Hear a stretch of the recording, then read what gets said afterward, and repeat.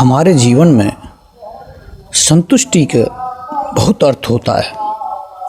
हम सभी कलाकार हैं और ऐसा होने के कारण अपने काम को करने में मिलने वाली संतुष्टि ही एक बड़ा सम्मान प्रतीत होता है। यह संतुष्टि अधिकतम तब होगी जब हम आंतरिक जीवन के प्रति खुले रहेंगे, तभी हम उच्चतर सत्ता से मिलने वाले संकेतों को पढ़ सकेंगे। कर्म को कर्म के निमित्त किया जाना ही महत्तम प्रेरणा है।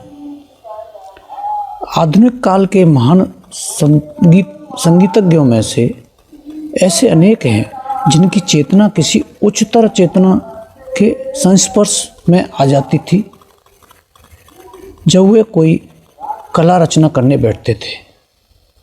बेल्जियम के एक प्रख्यात संगीतज्ञ सीजर फ्रैंक एक प्रेरित व्यक्ति की तरह ऑर्गन बजाते थे। वह आंतरिक जीवन के प्रति खुले हुए थे और इस बात से अवगत थे तथा बहुत अंश तक इस जीवन को अपने वादन द्वारा अभिव्यक्त करते थे।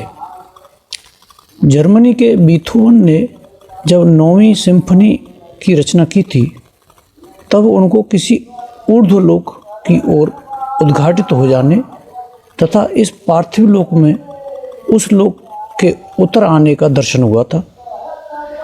प्रख्यात जर्मन संगीतज्ञ वागनर को बृहत्तर आत्मा से काफ़ी जोरदार और प्रभावी संदेश मिलते थे। उन्हें आत्म का सहज ज्ञान था और वह आत्म संबंधी चर्चाओं को समझ भी लेते थे। इसके द्वारा उनको उनकी महत्तम प्रेरणाएं प्राप्त हुई थीं, परंतु उनकी रचनाएं ज़्यादातर प्राणमय भूमिका से ही घिरी होती थीं और उनका मन उनकी प्रेरणाओं में लगातार हस्तक्षेप करता रहता था और उनको यांत्रिक कर डालता था। उनकी रचना का ज़्यादातर भाग शक्तिशाली होते हुए भी बहुत ज़्यादा मिलावटी, बहुधा अस्पष्ट और क्लिष्ट हुआ है। पर जब कभी वह प्राणमय और मनोमय भूमिका का अतिक्रमण कर किसी उच्चतर लोक में पहुंच सके थे तब उन्हें जो थोड़ी सी झांकियां हुई थी उनमें असाधारण सौंदर्य था।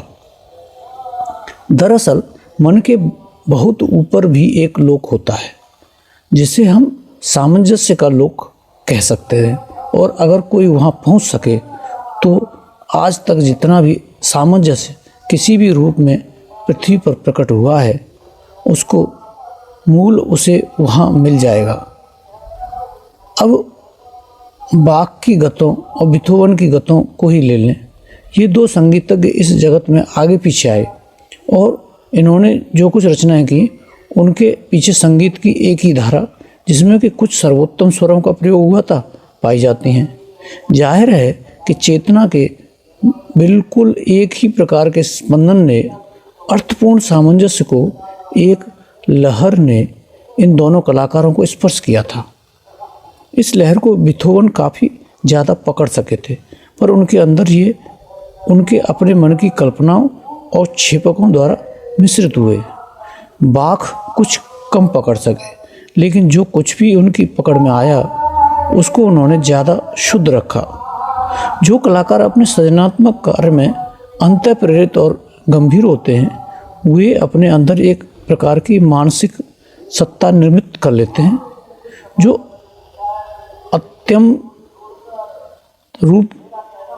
अंतिम रूप लेकर उत्तम रूप में गठित और समन्वित होती है। उसका अपना निजी जीवन होता है जो शरीर से स्वतंत्र होता है।